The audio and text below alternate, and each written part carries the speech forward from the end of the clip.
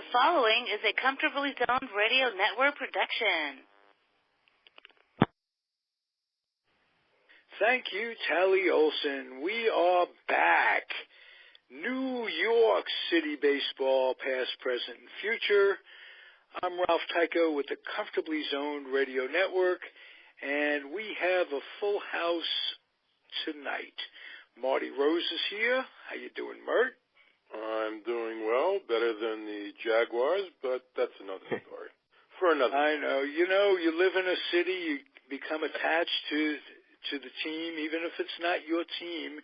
Yeah, well, read about it you know, that's all they have here. So, you know, everything else is minor league in this town except the Jaguars. Right. So everybody gets excited.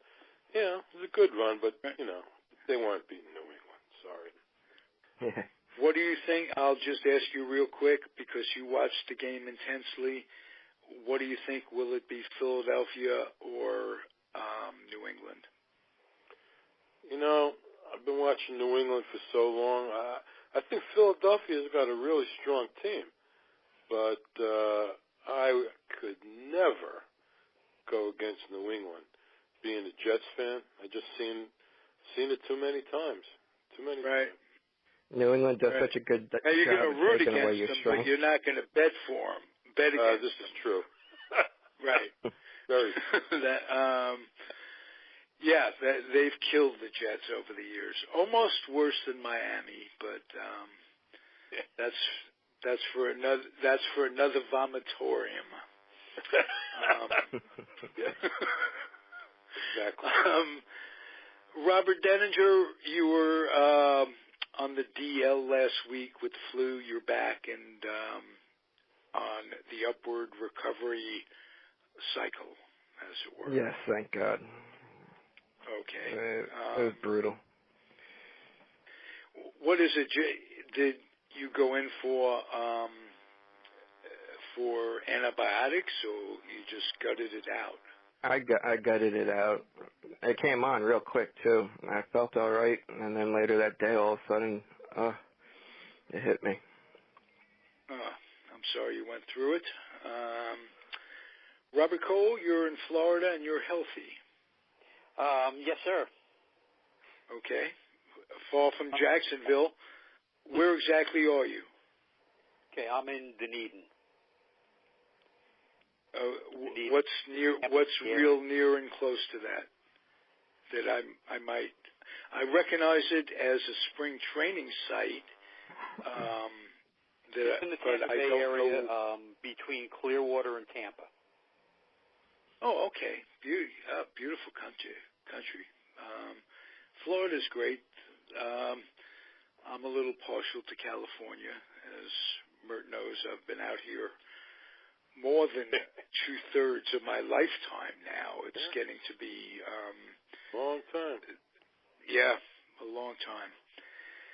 Anyway, I'm in the northern part of California, and to follow up on what I was saying with Mert, getting to be a little partial, if nothing else, to a team that city's team that you move to. I moved to Northern California, and they've got the A's and the Raiders and naturally the Giants, which I've been an apologist for all my life, so that was pretty easy. But it took me a long time to have any feelings whatsoever for the Raiders, and then they up and moved twice. So moving franchises has been the bane of my existence for a long time, or even potential moving franchises like the San Francisco Giants threatened to move and were on the brink of moving 3 times. They had votes that were turned down. To the ballpark? They wanted to get out because of the ballpark. Yeah, the ballpark sucked. They couldn't get it passed to build another ballpark, and they were close to moving. And, because the first move of the New York Giants, as it affected Robert Cole with his Dodgers, And am I correct? It was horrible as kids when we lost yes. our teams. Absolutely. But the ironic thing was the Giants were supposed to move down here to St. Petersburg. Oh, well, can I tell you, that's the story I want to tell you, what queered that deal. Yes, that's ironic also. With Bill White? Well, no, actually, Peter O'Malley. O'Malley, came out and said that we cannot let the Giants leave San Francisco and leave all those faithful fans behind. Oh, and by the way, those fans were faithful. If you ever went out to Candlestick at night, it was absolutely freezing cold with the frickin' wind blowing. It was horrible. It wasn't the fans that voted it down. The fans, it was an incredibly large Asian population in San Francisco that voted against the ballpark for all those years. But here's how I heard what happened. The Giants were about to move to St. Petersburg, and if you'll remember, Bill White was the president of the National League at the time. Correct. And Bill White has a long memory because when the Cardinals trained, as did the Yankees in St. Petersburg, the black players couldn't stay in the same hotel as the white players. Correct. They'd have to stay, quote, across the tracks. They'd be taken in by black families and what have you, which ironically was perfectly fine from that standpoint. They were treated like sons and family of these people. But from the standpoint of not being able to stay in the hotel, not being able to swim, not being able to eat in the dining room, all those years, St. Petersburg was a cracker place to live and just take spring training at. So when it came down to giving approval, I understand this from Peter Golenbach, that Bill White said, over my dead body, and he's the one that put the kibosh on the Giants moving there. Well, in fact, the deal was made. Okay, I, in fact, still have my receipt from my season tickets. They were selling tickets down here, season's tickets for the new stadium that was going to be built because the Giants were coming down here. It was right. The deal was signed. Everything was signed, sealed, and delivered. I'm sure and Bill White was it Bill White that put the kibosh on it? That's not what we heard. What we heard was it was Peter O'Malley who got the National League together, and they voted it down. Okay. Sure, well, let's look into that and do so, because I'm immensely curious about that. I'll go back to the old newspapers. I still have them. Okay, and this Sunday I'll talk to I'll talk to Peter Golenbach for a little more clarification on that, because he's a St. Petersburg resident I've himself. met Peter down here. Peter. Okay. He used to be a high school baseball umpire, and we did some stuff for Peter. So. Yeah.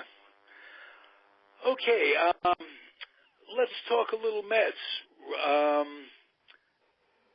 Conforto is what really irks me. Not him, but his the club's always seems to not be forthcoming in what's happening with people coming back from rehab and what have you. What's with him? They're saying May 1st. The official. May 1st. From Sandy. What is he saying? What is the Conforto himself saying? I haven't heard him say anything. They probably told him not to say anything, or he's doing the best he can to get back on the field, blah, blah, blah. But, if you listen to the New York people, and even us, we know what is the Mets' history with tell you May 1st.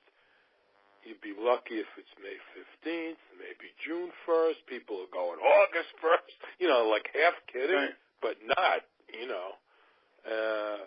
So I would say, based on that, you'd be lucky to have them by May 1st. Now, do you think the platoon of Nemo and Lagares, and in some ways, Lagares, when he's healthy defensively, is better than anybody they have to throw out there. Oh, so somewhere, plus if his shoulder's okay, and if he could hit at the top of the order and get things going a little bit, it might be on one level or another a blessing in disguise. But, I've been Pollyanna with this frickin' team for 55 years, and it's always well, the same crap. If they do platoon Lagares and Nimmo, at least with Nimmo, you can put him up at the top of the order because he does walk a lot. That's right. That's the one thing he does do. Takes a lot of pitches. So Lagares is, more of a free swinger. I think he strikes out more. Lagares is not a leadoff hitter. No, not really. But he's fast, and they used to bat him like ninth, I remember, once in a while, to have two fast guys coming up. Any talk of Reyes at all coming back? No. I haven't heard anything. Okay. Nothing. And what's going to happen with second/third base? Everybody's in a waiting mode. I can't believe that there's so many guys out there and there's nothing happening. You hear a lot of things. You hear Todd Frazier. You hear they're just going to put Cabrera at third or play Flores at second. Well, the longer it goes, too, Mike Moustakas comes into the equation also. I mean, he's sitting there. Well, can they get the price down on him enough? Not with Boris as his agent. I really don't. Well, Boris is everybody's agent. He's got like 17 free agents. No kid. I'm not exaggerating that. Okay. So he can't get them all big bucks. Maybe this is Major League Baseball's way of saying, hey, you're just not going to hold us up every year. If Moustakas would sign for what Jay Bruce signed for, then I'm sure they would sign him. Yeah. At this point, I don't know if Boris would allow that. But it's getting, 2 weeks away from spring training now? Pitchers and catchers? Oh, yeah. Yeah, it's about February 12th, I think. Something like that. And the closer it gets, these guys start getting itchy. They want to get in a uniform. So. Yeah.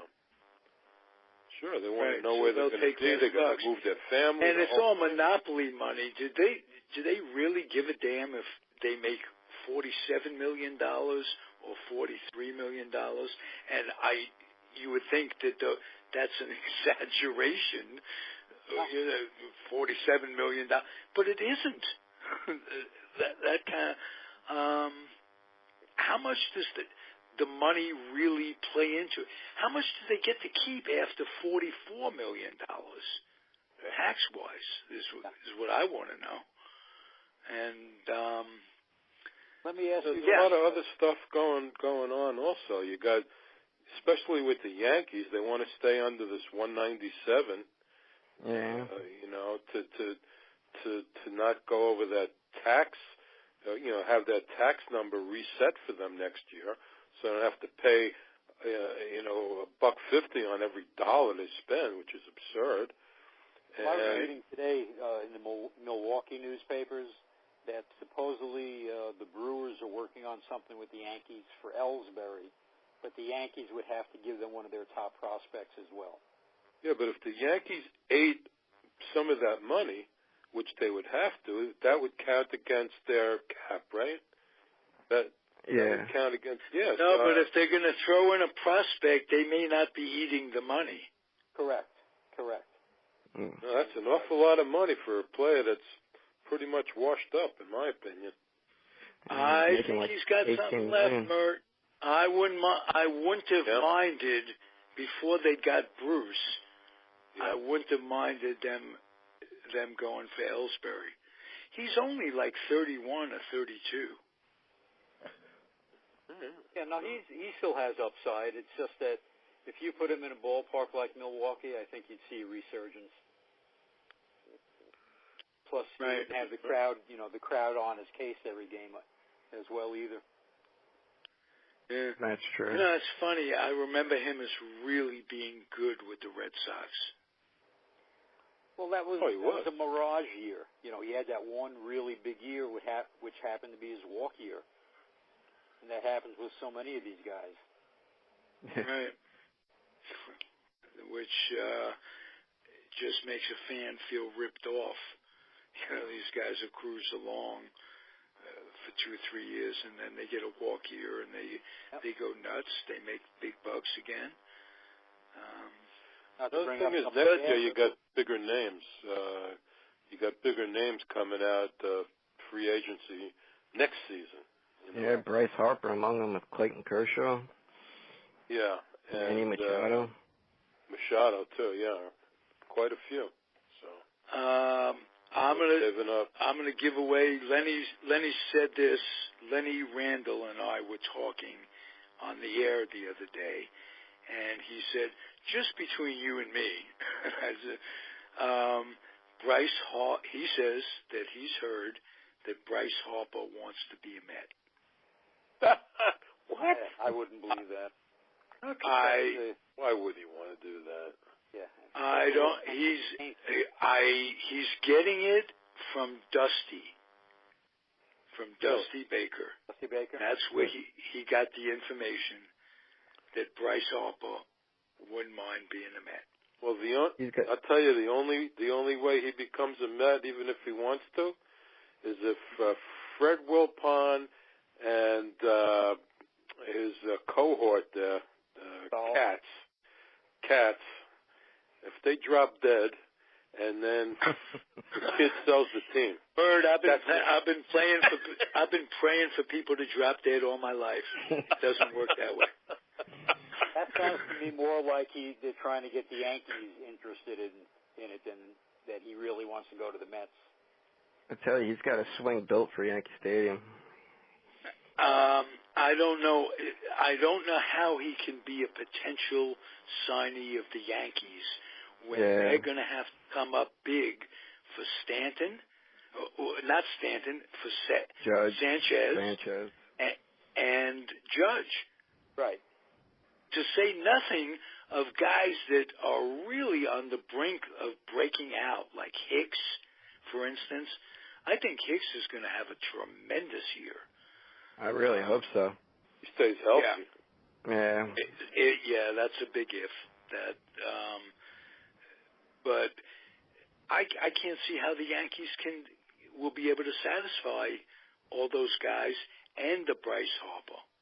Yeah, well, those guys you mentioned, they're not making much money yet. Sanchez and Judge, they got 20. But they will be. Yeah. But they will be down the road. Yeah, sure. And when these guys plan their budgets, they have to plan for down the road. And when will owners in New York, on the Mets side, realize that if you brought a Bryce Harper in, whatever you pay him, you're going to get back in TV revenue, fans selling crap in the clubhouse, in the fans' stores and stuff like that, jackets and T-shirts and all that. It's an investment. They're playing in the biggest market in the country. Sell the frickin' team if you can't keep up. I can't believe the fans don't protest enough by maybe taking one day a year and nobody shows up. Well, they do a big thing. August 29th, they started about now we're all not going to be there. No, those things never work. Just to prove a point, good idea to on show paper. them. Yeah. It never work out, though. Yeah. Let me ask you guys. All these fans, they've got us. And the reason they've got us is that the union and the Players Association are just, they're in bed with each other. Or the union and management are in bed with each other. That's the only thing I can think of is that why would this be happening? Our game is really only based on money and finances, and it irks me. However, I do enjoy looking back at memories, and tonight we talked a little off air. We're going to talk about the 73 season. Oh, boy. Pretty much because it's my favorite Met team of all time, and I'll start it out by saying why they got off to a horrible start in 73, mainly because of injuries. The one I can think of in particular was Harrelson, who was hurt early, and they weren't playing well at all. And there were all kinds of stories in the New York paper. They were going to fire Cashman. They were going to fire Yogi. They had a poll going, I remember, in the Post. Bert and Robert living in New York, you'd remember this more than me. I was hearing about it from out in California, and it was back in the day when it was very difficult to follow teams that weren't right in your backyard. Actually, Harrelson played 106 games that year. Right. So I think he missed like a third of the season. Yeah, and it was the first third too. They had to make and not that they finished with such a great record. I think they were only like 2 or 3 games above 500. That's right. To beat out St. Louis, but another Ted reason Martinez played 92 games. Ted Martinez. Right. 92 games at shortstop that year. I remember him not being a bad ball player, not being a bad fill-in, but I do remember, if you have it in front of you, there was a guy named Ostrasser, something like that, a shortstop. He played a number of games when Harrelson 4 games that year. Ostrasser. Oh, it was just 4? Just 4 games. 4 games. Yeah. Okay. But I guess one of them must have been when they came out to California early on to play the Giants, and I remember Ostrasser was.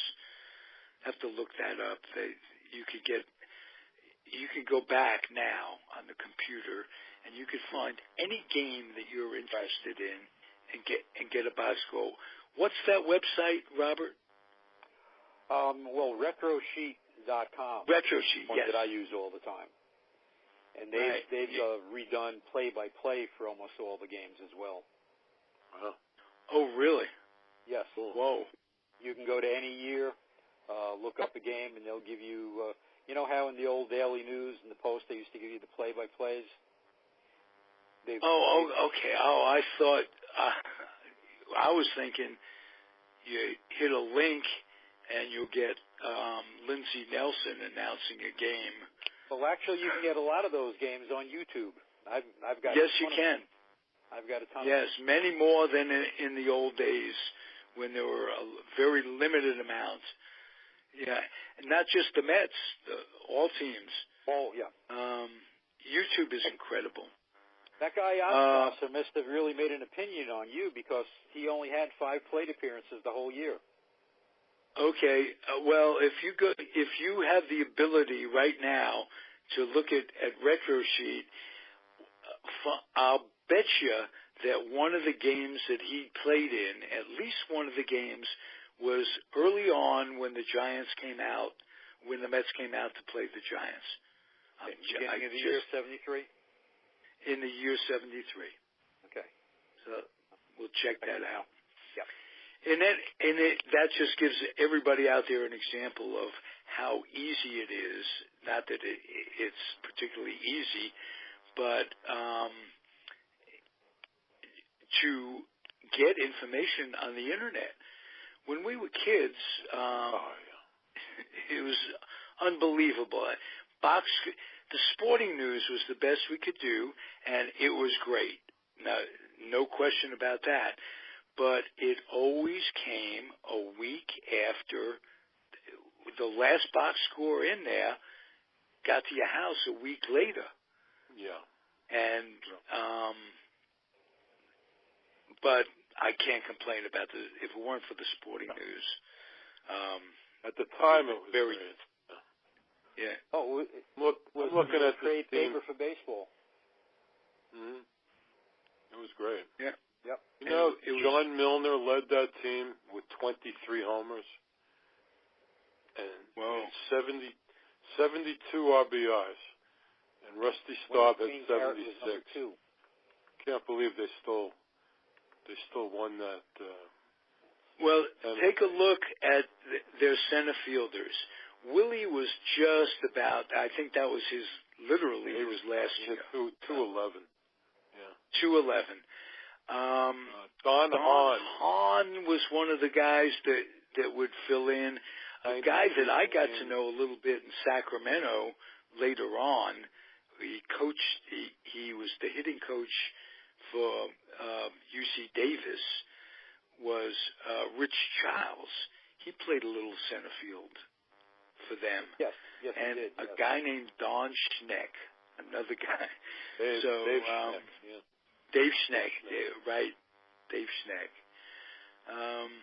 Yeah, they were weak, but I'll tell you what. Brings us to Cleon Jones. How about I'll start with Robert Cole. An overall assessment of Cleon Jones as a Met.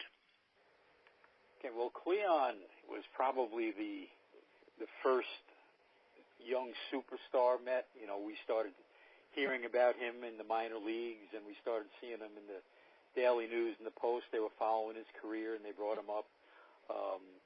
Probably one of the most talented players that the Mets had in the early years, although he was probably lacking something between his ears. Didn't always hustle, but tremendous talent. Yeah, and he only played 92 games that year. Yeah, he got hurt as well. Yeah. Well, there's another guy that played pretty well for them as a reserve, and you mentioned Martinez. I thought Martinez did a very good job. But George the Stork Theodore, who I've had on these airwaves, he's a terrific guy. And he's one of the 500-plus players, and I'll elaborate on this some other time, but there are 500-plus players that didn't qualify for their pensions. And, hey, you don't qualify, it's 4 years, you had to be up, that's one thing. But in 1980 or 82, Major League Baseball and the Players Union got together rightfully and awarded pensions to players who played in the old Negro League. And anybody listening, that's not a slur. That's what they used to call black baseball. That, it was the Negro Leagues.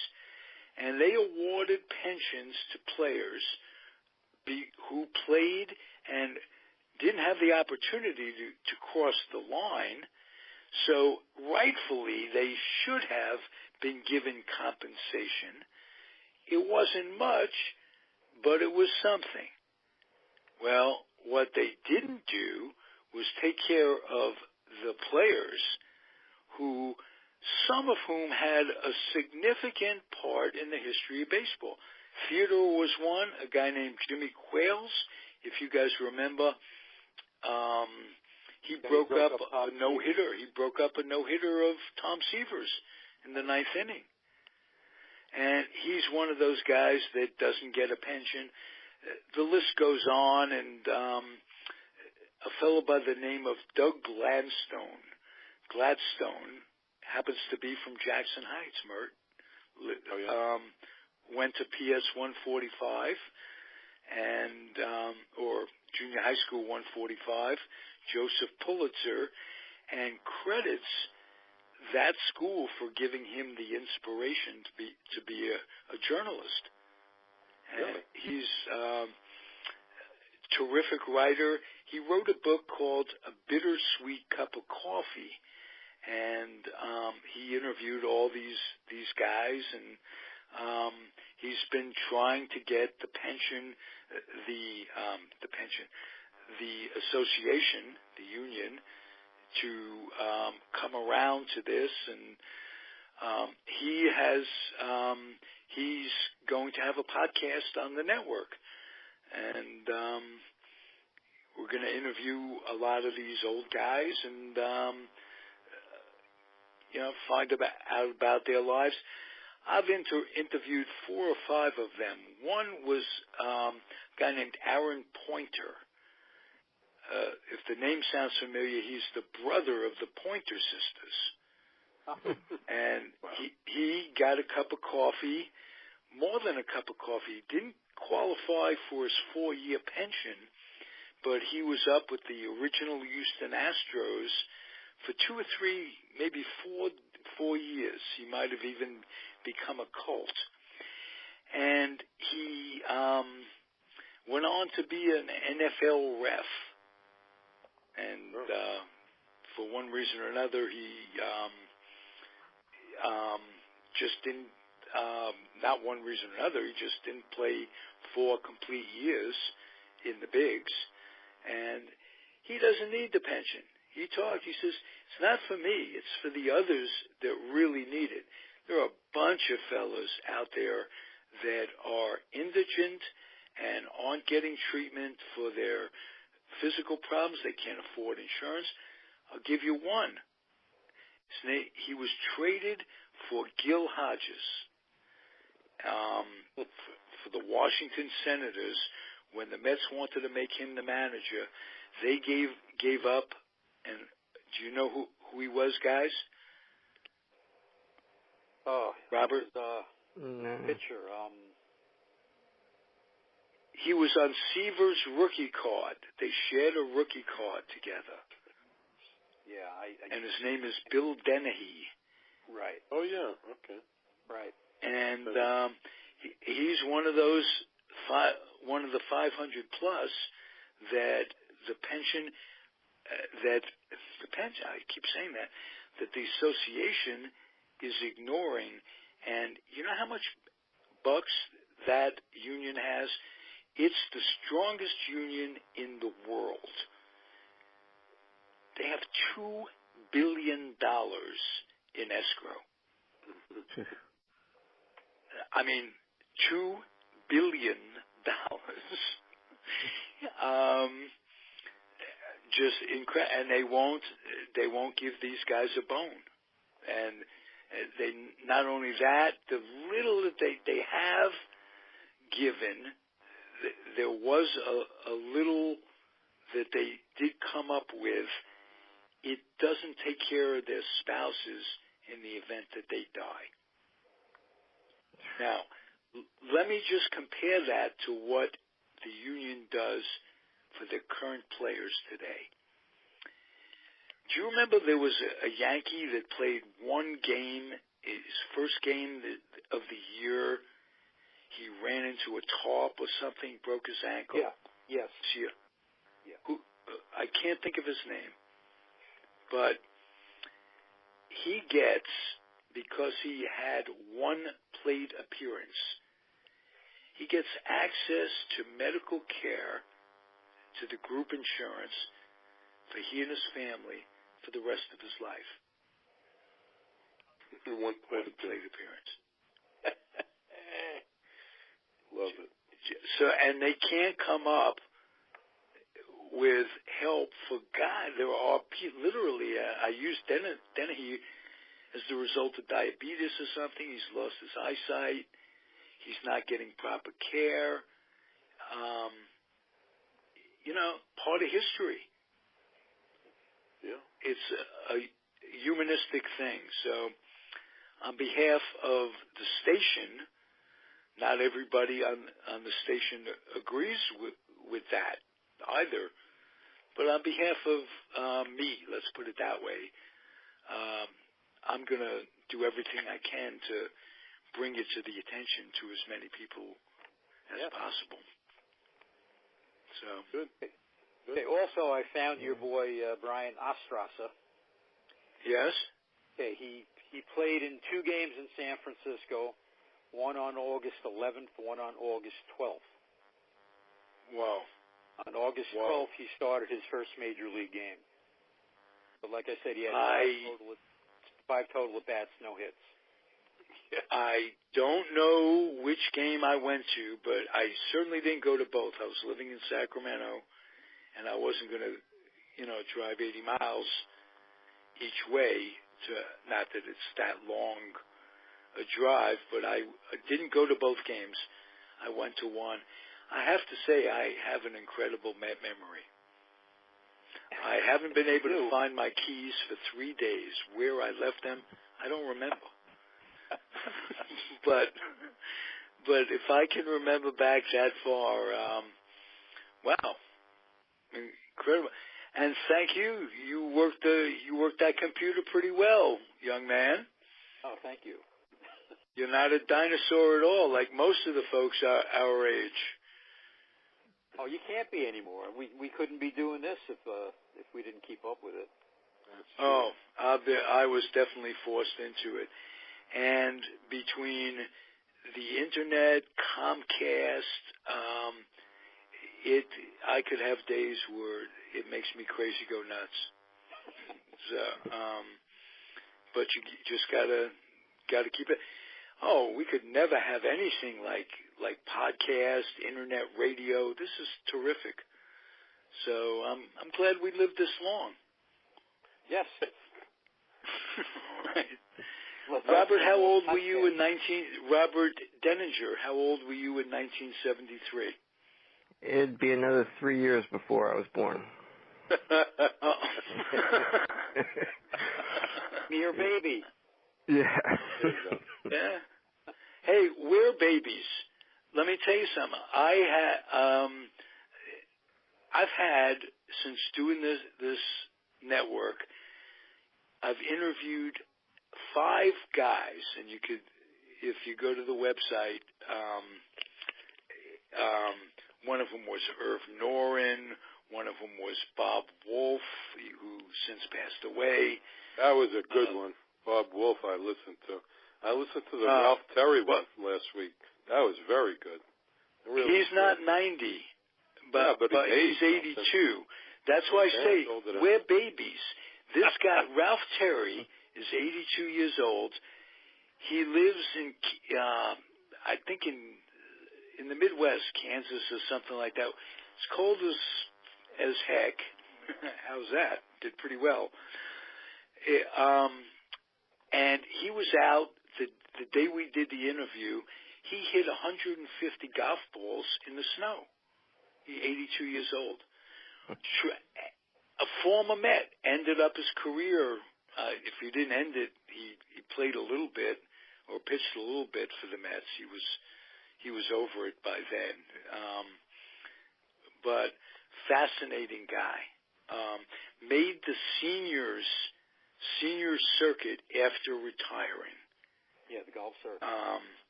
What makes that incredible is that however old he is now, in 1957, he was with Kansas City and was told by his coaches, walk around the golf course. He was rehabbing an injury. He wanted to keep his legs good. Walk around the golf course. He wasn't much of a golfer. He picked up a club at age 22 is all. He turned, but he got the hook for it. And from that, at he's probably 32 when in 1957, I would guess, somewhere around that, and brings his game up where he qualified for in Pebble Beach. He tells stories about, learning and playing with guys like Player and Palmer and giving each other lessons and, just working on each other's games. And this is Ralph Terry, a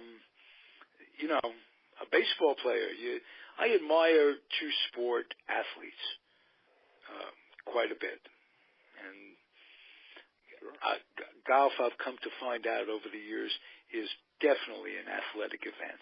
No question about that. So hats off to Ralph Terry at 82. That's one of the reasons all these guys that I talked about that I interviewed over 90,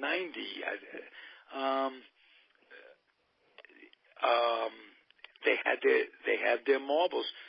And Marty had a great expression.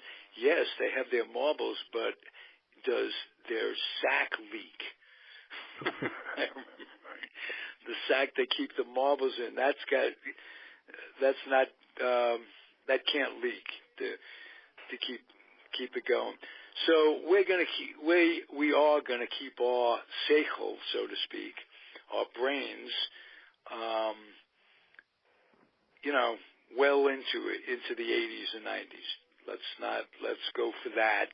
Hope so. And that encourages me. Because in the old days, as you get old, and it doesn't have to be that way. No. As we know. Okay, that was some rambling, huh? Robert, you don't remember any of the 73 Mets, but you learned something about Ostrowser. What was his first name? Don Ostrowser? Brian Ostrowser. Brian Ostrowser. All right. Thanks, guys. Good show. We'll talk Yankees next week. Anything, Robert, anything news that in the last couple of weeks with the Yankees that you want to let us in on that you're concerned about? No, it's been pretty quiet. I think they still might be looking into what they could do with the infield because as of right now, they're going to go with two rookies at second and third. I don't think they'll do that. I think they will do something. Is there a possibility that they'll get Frazier back? I think if they do, it'd be on a one-year deal because I know they would like to have Gleyber Torres start the year in AAA. They would like to do that. Didn't he have I Tommy could John? see them. He had Tommy John, didn't he? Yeah, on his left elbow. Yeah. Well, this is Frazier who had Tommy John, or the rookie? The rookie Gleyber Torres. He's the number 3 ranked prospect in baseball. Now I'm going to ask both Robert and Marty, the other Robert, Robert Cole, if we wake up tomorrow morning and the Mets sign Frazier, would you both be happy? Yeah. Start with Robert. I would be if, again, it was a one-year deal.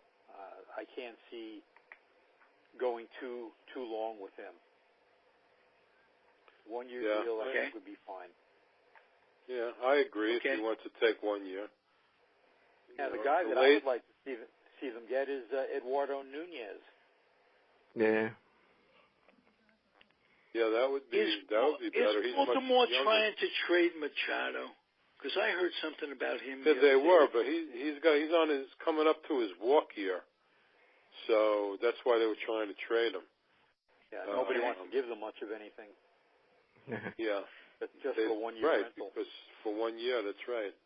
That's his deal, his situation. But I thought of him. Somebody mentioned what a great fielder he is.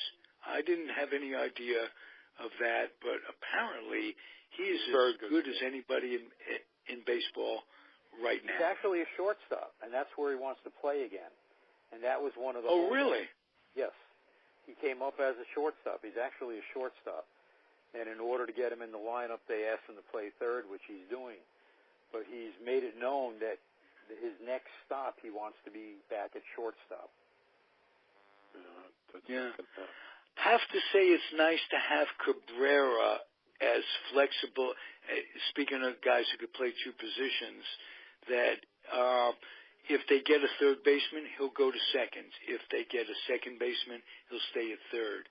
Would you guys be satisfied with, say, they got a Harrison or even re-signed Walker, which at this point I wouldn't want Walker back. Walker has no intention. You wouldn't. For the Mets. Okay. I wouldn't. All right. Well, Harrison.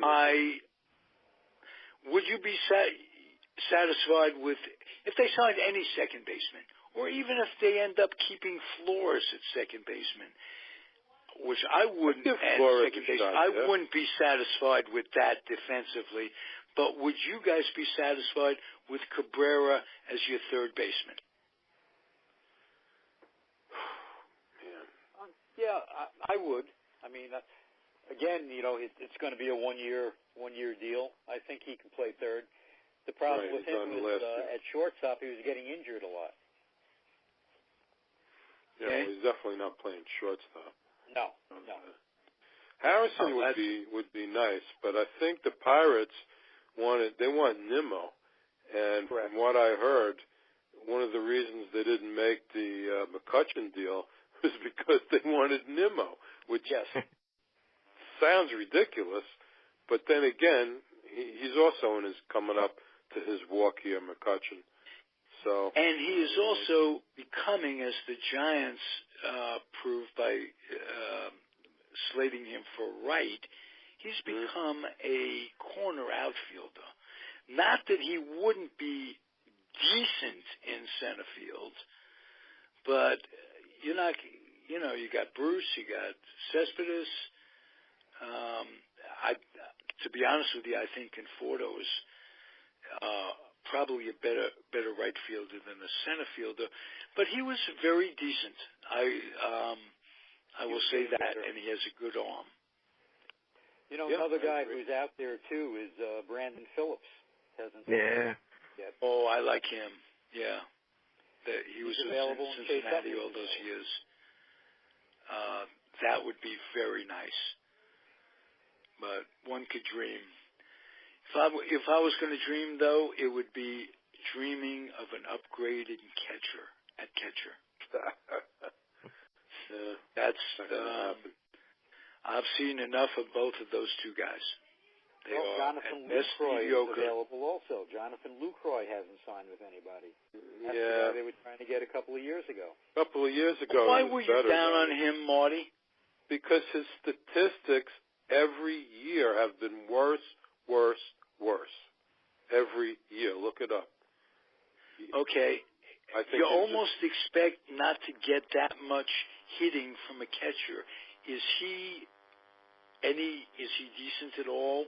I think defensively. Defensively, with the arm, he's obviously has to be better than what we have. No question. Right. Okay. But who knows? Plawecki could still develop. I'm not giving up on him 100% yet. He's still kind of young. So, yeah, we'll see. I don't know. We'll see. And like I say, the kid that they're obviously not rushing along. Let's put it that way. Oh, Nito? Nito, yeah. Well, see how he does in Vegas, If he's tearing it up by the middle of the year, who knows? You never know. Who knows? One other name I'll throw at both of you guys, all three of you guys, Cecchini. Any talk about maybe turning second base over to him? I think he's one of these 4A guys, Ralph. He does really well in AAA. Him and Reynolds, or whatever the other guy that was on the Vegas shuttle last year. That was Reynolds. Yeah. I don't think either one of them are really major league players. I just don't. Okay. We will see. Thanks, guys. It was fun tonight. Hey, I enjoyed it. I learned something about Brian Ostresser. I did see him play. Wow. And you're not going crazy because it was true. Right. You know, I still have clothing from 1973. I have a T-shirt. But the question is, can you still fit in it? Yeah. Unfortunately, yes. I haven't bulked up. I'm still the same skinny cholera as I always was. There you go. All right, guys. Robert, I'm glad you're feeling better. Next week we'll do a Yankee show, and it'll be fun. Thank you both again, all three of you again. And I'm going to ask everybody out there, if you enjoy this offering, any of our offerings, any of the offerings on the station, please box up some lightly used children's books and take them to the local Head Start program wherever you are. Kids need to read. They need to develop a passion. They need to get their noses out of the games and the devices. And they need to become school ready. And they are our future. After all, they'll be listening to these broadcasts on YouTube where they're archived with their grandchildren someday. So let's do them a solid, if you would, and we'll be back next week. Thank you, everybody. It's the Comfortably Zoned Radio Network, New York City Baseball, past, present, future. Adios. Good night. Bye, everybody.